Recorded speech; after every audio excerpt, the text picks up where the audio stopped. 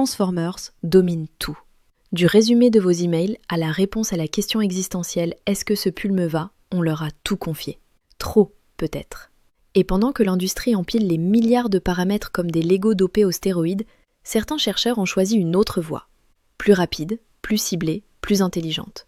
Aujourd'hui, je vous emmène sur ce territoire discret mais radical, où l'on code en silence, où l'on quantifie en 1,58 bits, où les Transformers regardent leurs cousins spécialisés, les yeux pleins de panique. Sambai, Mamba, TAP PFN V2, Bitnet V2, 4 architectures, 4 ruptures.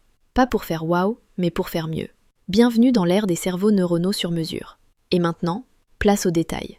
Notre premier arrêt se fait chez Microsoft. Non, pas pour une mise à jour forcée de Windows 23, mais pour Phi 4 Mini Flash Reasoning, un modèle compact et rapide, très rapide. Et derrière cette vitesse, une architecture mystérieuse au nom dansant, Sambai. Alors Gontran, tu nous fais un pas de côté ? Alors voilà, on m'avait dit, Gontran va couvrir une IA légère, rapide, idéale pour les petits appareils. Moi, je m'attendais à un robot de cuisine.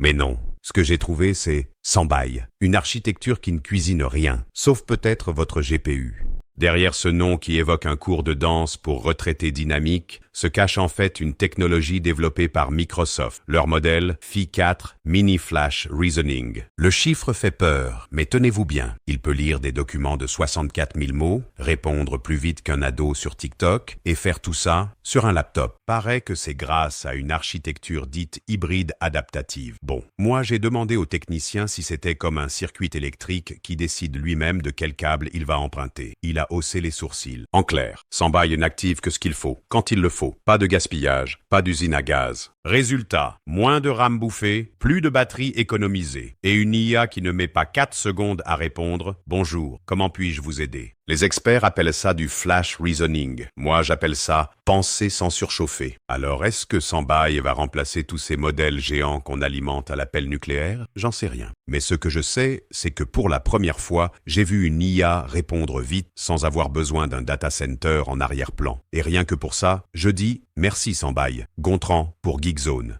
Merci Gontran pour cette démonstration toujours aussi personnelle de l'investigation scientifique. Bon, on va remettre les câbles dans le bon port. Sambai, ce n'est pas une danse tropicale, c'est une architecture hybride dynamique pensée pour un futur très proche, celui où l'IA devra tourner localement sur vos laptops, vos téléphones, vos lunettes connectées. Ce qu'elle fait, c'est simple en principe. Elle choisit dynamiquement quelle partie du réseau activer en fonction de la tâche. Pas besoin d'allumer toute la centrale neuronale pour faire une addition. On active les bons modules au bon moment. Résultat, latence divisée, mémoire réduite, efficacité énergétique maximisée. Et tout ça sans sacrifier le raisonnement logique. En fait, c'est comme si tu avais un orchestre symphonique. Les Transformers jouent tout le temps, même pour une comptine. Sambai, lui, c'est le chef d'orchestre. Il choisit les bons instruments en fonction de la partition. Et Microsoft n'a pas fait ça pour rigoler. Ils l'ont intégré à leur nouveau modèle Phi 4 Mini Flash Reasoning, 3,8 milliards de paramètres, capable de gérer une fenêtre de 64 000 tokens avec une fluidité exceptionnelle. En langage clair, tu peux lui donner un manuel complet, un plan d'action, du code et lui demander un raisonnement structuré sans que ton PC ne s'évanouisse en surchauffe.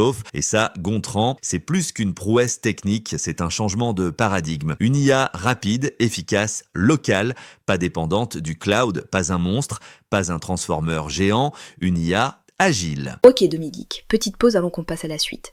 T'as parlé de routage dynamique, chemin activé, truc qui s'éveille au bon moment. Mais attends, c'est pas juste une autre façon de dire mixture of experts? Sambai, M-O-E, c'est pas juste deux noms pour dire qu'on active des morceaux du réseau quand ça nous arrange? Excellente question, Kaya. Et non, c'est pas la même chose. MOE, c'est une architecture avec plusieurs sous-réseaux complets, des experts. Un routeur choisit lesquels activer, souvent 2 ou 4 sur 64. C'est lourd, c'est puissant, c'est fait pour scaler sans tout exécuter. Sambai, lui, n'utilise pas d'experts séparés. Il applique un routage à l'intérieur même d'un bloc unique au niveau des opérations internes. C'est une micro-optimisation fine, pensée pour réduire la latence locale, pas pour augmenter la capacité totale du modèle. MOE, c'est une salle pleine de spécialistes. Sambai, c'est un seul cerveau qui choisit comment réfléchir à chaque instant. En clair, MOE est une grosse équipe avec gestion de personnel. Sambai est un cerveau tactique qui optimise chaque neurone en temps réel. Les deux font du routage, mais pas au même niveau ni pour les mêmes raisons. Flash Reasoning, Sambai, inférence embarquée. Le deep learning s'attaque à nos objets du quotidien, et bientôt, votre grille-pain discutera avec votre frigo sur le meilleur toastage pour une tranche de pain aux noix. Transformer, transformer, toujours transformer, jusqu'à l'écœurement. Mais pendant que tout le monde scrute ses auto-attentions comme des fétichistes du softmax, un serpent silencieux est entré dans l'arène. Son nom, Mamba. Et non, Gontran, ce n'est pas un reptile tropical. Enfin, pas tout à fait. Un jour, tu suis un transformeur à la trace, et paf, tu tombes sur un mamba. Pas de tête multiple, pas de produits scalaires, pas d'attention étalée sur 400 couches, juste une chose, du silence et de la vitesse. J'ai interrogé des chercheurs. Ils m'ont parlé de Structured State Space Models, c'est-à-dire des modèles où l'information circule, d'une façon plus fluide, paraît-il. Apparemment, la complexité ne dépend plus de la longueur de la séquence. O de n, non. Mamba, c'est du O de 1. Le modèle lit une séquence de 10 000 tokens ou de 10. C'est pareil. Et moi je dis, une IA qui ne ralentit pas quand je lui raconte ma vie. C'est du progrès. On m'a aussi parlé de versions spéciales, Vision Mamba pour les images, et même des modèles MOE, genre serpent mutant avec plusieurs têtes. Bref, je ne sais pas si le Mamba mord, mais en tout cas, il ne rame pas. Gontran, pour Geekzone.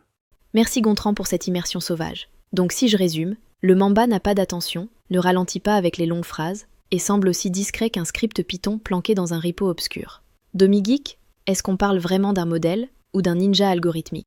Tu peux dire ninja, Kaya, mais un ninja qui sait exactement où il va. Mamba, c'est une famille de modèles fondés sur les Structured State Space Models. Il gère les séquences de manière continue. Au lieu de recalculer à chaque mot comme les transformers, il propage un état interne qui contient déjà une mémoire structurée. Résultat, pas besoin de recalculer une attention pour chaque token, complexité fixe à l'inférence, O de 1 et une consommation mémoire bien moindre. Et c'est pas tout, Mamba a été décliné en version vision, version multimodale et même en mixture of experts. On peut même plugger ça dans un système multimodal ou robotique. En clair, un modèle qui ne s'effondre pas quand tu lui parles trop longtemps. Il écoute, il se souvient, il répond et il trace. Un modèle qui va vite, qui ne crie pas, qui ne surchauffe pas. Le Mamba, c'est un peu le moine Shaolin du deep learning. Silencieux, efficace, et déjà dans les papiers des plus gros labs. Allez, on range les capes de super-héros des Transformers, et on accueille le minimalisme structuré. IA résume des romans, rédige des mails d'excuses et corrige vos fautes de grammaire à coups de Transformers géants. Mais quand on m'y donne un tableau Excel, elle panique, elle bégaye, elle implose. Parce que oui, le donné tabulaire, c'est le talon d'Achille des LLM. Heureusement, un Transformer discret est arrivé. Il ne connaît ni fine-tuning, ni réglage de learning rate. Il regarde vos colonnes, et il prédit. Son nom? TAPFNV2. Gontran, t'as essayé de lui faire deviner ton revenu imposable? J'ai essayé. J'ai mis mon tableau. 3 colonnes, 20 lignes. Et là, TabPFN m'a sorti un score, un graphe et une prédiction. En une seule passe. Sans que je touche un curseur, sans cross-validation, sans hyperparamètre à la noix. Rien. On m'a dit, il est préentraîné sur 130 millions de jeux de données synthétiques. 130 millions. Moi, je suis déjà perdu à partir de 2 feuilles Excel. Et devinez quoi? Il a deviné qui allait acheter, mieux qu'un logistic régression bien peigné. Je l'ai testé sur des mini-jeux de données, du CSV bancal, même des trucs copiés d'un vieux PDF. Il a tenu bon. Alors, est-ce qu'on vient d'inventer le clairvoyant tabulaire? Possible. Gontran, pour Geekzone. Et si ce modèle comprend mes dépenses, il mérite le Turing Award. Merci Gontran. On rappelle que copier-coller un PDF fiscal dans un modèle IA n'est pas encore reconnu par l'Agence du revenu comme un outil officiel. Mais DomiGeek, est-ce qu'on parle ici d'un modèle sérieux ou d'un transformer qui a juste mangé trop de CSV synthétique au petit-déj? Non, TabPFN V2, c'est du vrai sérieux. C'est un transformer, oui, mais préentraîné, non pas sur du texte, mais sur des millions de tâches tabulaires générées artificiellement. Problème de classification, de régression, avec ou sans bruit, colonnes mélangées, features absentes, structures variées. Il a tout vu et il a appris à généraliser.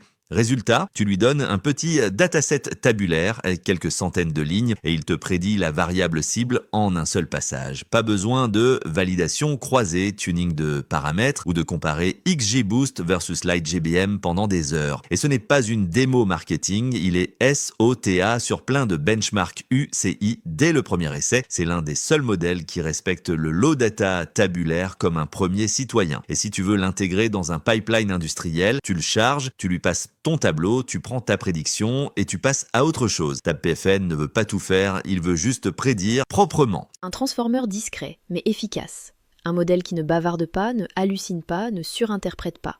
Il regarde, il comprend, il prédit. C'est peut-être pas sexy comme un LLM qui te parle de poésie, mais parfois, ce qu'on veut, c'est juste un modèle qui ferme sa bouche et fait le boulot.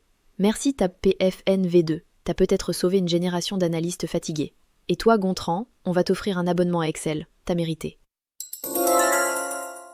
La semaine dernière, on vous présentait un modèle 1 à 2 bits, capable de rivaliser avec des LLM FP16 et FP32, tout en tenant dans une poche de mémoire vive. Vous vous souvenez de Bitnet 1,58 ? Eh bien, il revient. Pas plus gros, pas plus bruyant, mais bien plus malin. Voici Bitnet V2, et pour une fois, c'est une V2 qui mérite vraiment son numéro. Gontran, est-ce que cette fois, t'as compris ce qu'est une activation quantifiée ? Alors moi, la dernière fois, j'ai cru qu'un modèle 1 bit, c'était juste une IA qui répond oui ou non. Visiblement, c'était un poil plus compliqué. Mais là, avec Bitnet V2, j'ai creusé. J'ai même imprimé le papier. Oui, imprimé. Alors, écoutez bien. Cette version ne se contente pas de quantifier les poids. Elle quantifie aussi les activations. Et pas à moitié. On parle de 4 bits. En plus, ils ont ajouté un truc qu'ils appellent le H-bit linéaire. Ça a l'air de mélanger les neurones avec une sorte de transformation Hadamard. J'ai failli croire que c'était un sort dans Harry Potter. Et tout ça, c'est pourquoi réduire les erreurs de quantif sur les valeurs extrêmes, lisser les outliers et surtout entraîner à 1 bit sans détruire la précision. Résultat ? Bitnet V2 fait mieux que la première version à taille égale et commence même à taper les modèles FP16 avec une fraction de leur empreinte mémoire. Alors je sais pas ce qu'ils fument dans ces labos quantifiés. Mais moi je veux bien un modèle comme ça dans mon frigo connecté. Gontran, pour Geekzone, 4 bits, 0 blabla. On confirme que Gontran n'a pas lu l'intégralité du papier. Mais il a raison sur un point. Bitnet V2 est une masterclass d'optimisation brutale. Demi-geek, toi qui parlais déjà de miracle hardware avec la V1, cette V2, c'est quoi ? De la magie noire ? Ou de l'ingénierie chirurgicale ? C'est du raffinement chirurgical, oui. Bitnet 1.58 posait une base géniale, un modèle 1 à 2 bits entraînable à grande échelle, capable de rivaliser avec les poids lourds FP16 ou FP32, mais V2 va plus loin et plus en profondeur. D'abord, ils introduisent une quantification native des activations à 4 bits. Pourquoi ? Parce que dans la V1, la quantif des activations était externe, instable. Là, c'est intégré, calibré, contrôlé. Ensuite, le cœur du changement, le H-bit linéaire layer. C'est une couche linéaire basée sur la transformation de Hadamard et conçue pour écraser les valeurs extrêmes qui sabotent l'entraînement 1 bit. Enfin, la magie, ils arrivent à entraîner du début à la fin en 1 bit, et ça c'est du jamais vu à cette échelle. Vous vous rappelez, dans la vidéo de la semaine dernière, on avait créé un modèle qu'on avait entraîné en FP32 du début à la fin, puis quantifié à la toute fin, juste avant l'inférence. L'idée c'était de garder un maximum de précision pendant l'entraînement, quitte à optimiser seulement ensuite. Eh bien avec Bitnet V2, plus besoin de cette étape intermédiaire, on peut entraîner directement en 1 à 2 bits dès le départ. Résultat, on économise non seulement pendant l'inférence, mais aussi pendant l'entraînement, ce qui réduit drastiquement la puissance de calcul nécessaire sans sacrifier la performance. Bitnet V2 n'est pas juste une compression, c'est une vision assumée du LLM minimaliste, efficace et scalable dans le réel. Et pour nous, ça veut dire quoi ? Moins de VRAM, moins de conso énergétique et un potentiel énorme pour les déploiements edge ou low cost. Voilà, vous avez vu la naissance d'un monstre 1 bit. Bitnet V2 ne cherche pas à briller avec 70 milliards de paramètres. Il brille parce qu'il tient dans 4 bits, et il fait le travail mieux que les gros. C'est pas flashy, c'est pas bavard, mais c'est redoutablement efficace. Et si vous avez raté la V1, retournez voir notre épisode de la semaine dernière. Sinon, restez là, la compression neuronale, ce n'est que le début. Pendant des années, on a nourri l'IA comme un ogre. Plus de données, plus de paramètres, plus de GPU, toujours plus.